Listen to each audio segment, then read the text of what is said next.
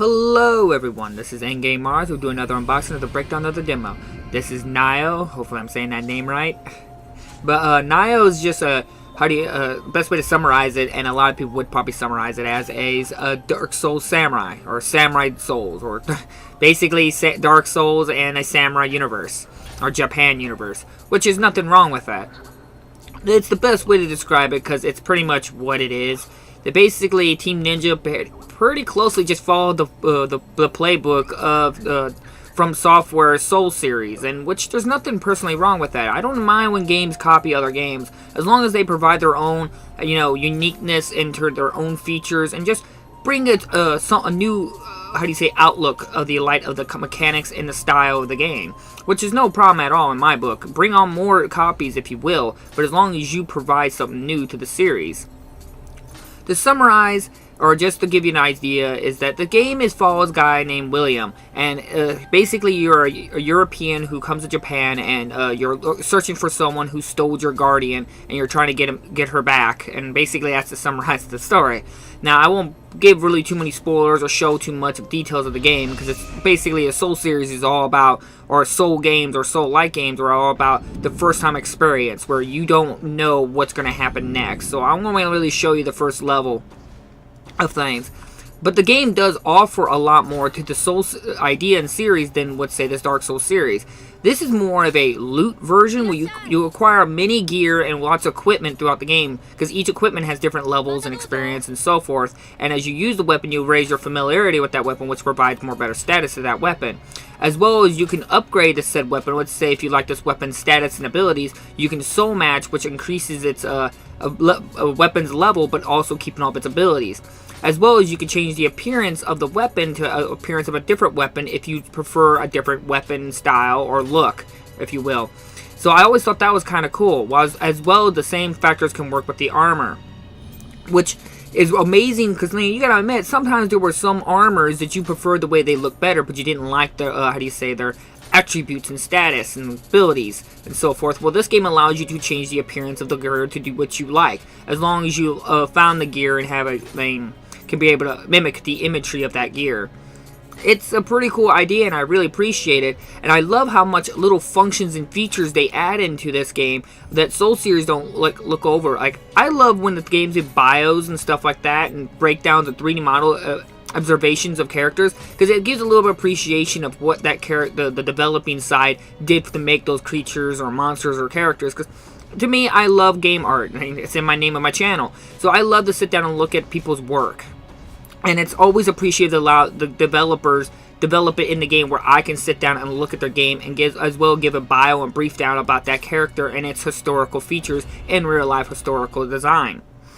Now, as I said, that this game is about William. Now, a lot of people may not realize that William is actually a real life character that happened in real life.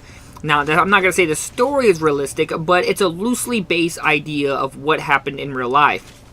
Now, William never really actually became a samurai and stuff like that, but he was actually a trader from the Europeans trying to provide trade with the Japanese to help with the British war with the whole Spain.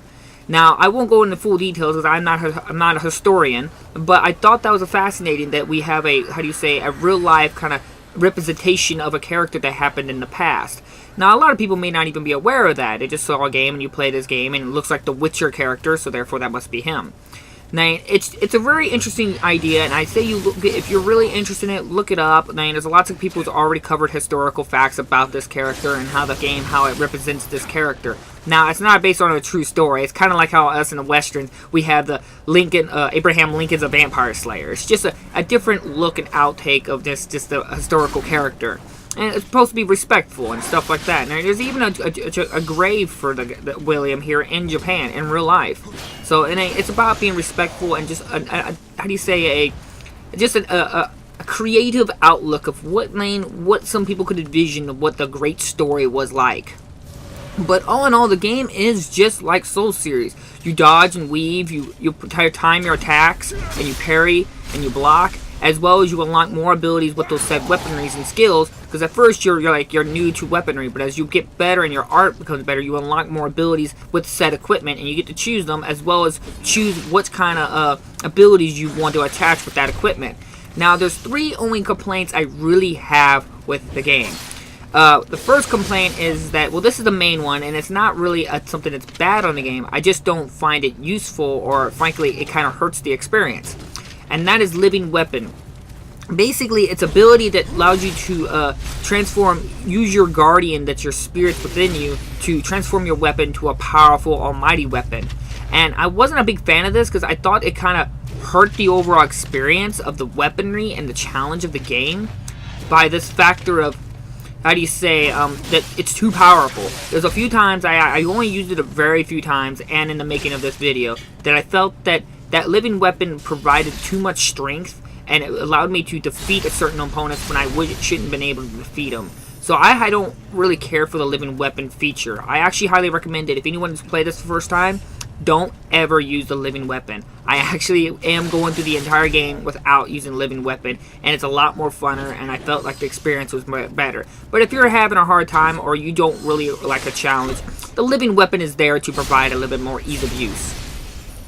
Also, your map. And that little radar on your top all the way on the right. Now, I don't have any particular problem with the map, and it does provide extra abilities for equipment. Like, it allows you to find treasure chests if you have the right equipment attached, or find hidden creatures and know where enemies are standing. It's a neat little feature. The only problem I have with it is if it flashes red when enemies spot you. Now, this was something I felt that it gives a little bit of disadvantage of the computer side, where it's trying to surprise you with the surprise attack, because all you have to do is just keep an eye up on that, and if it flashes red with a ring around it, that means that an enemy saw you, so you won't get a surprise hit by an arrow, or an enemy might sneak up behind you.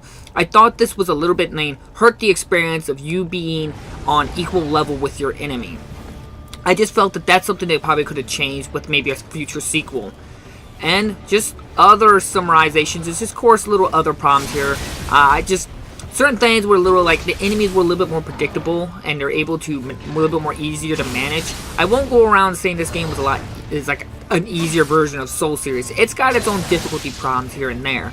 But the overall experience was just generally good. And the third complaint I have is that, this is not really a complaint, but just, when you switch to a weapon, because I prefer 2 dual-wield swords and a spear.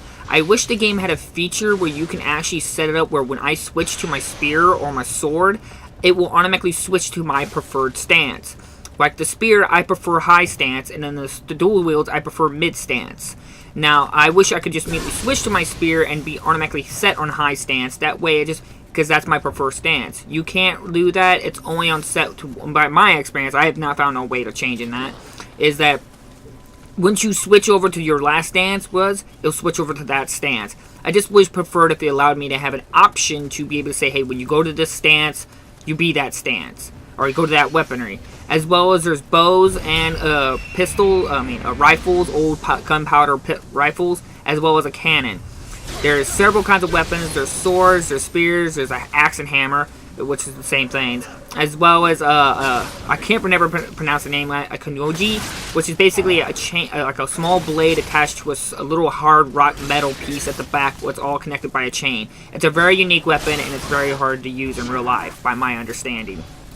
As well as you got a spear and dual wielding.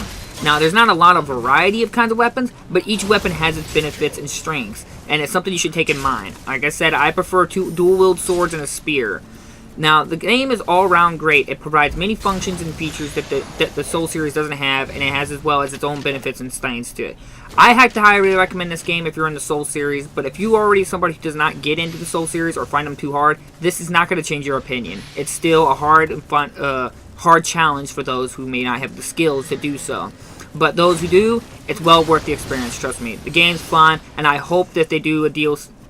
They have released DLC, they'll give out a Game of the Year edition. So like always, I'll put links down in the description for everyone, as well as there's a redeem bonus code at the bottom for everyone. So thank you for watching, and I'll see you guys in the next episode. Bye-bye!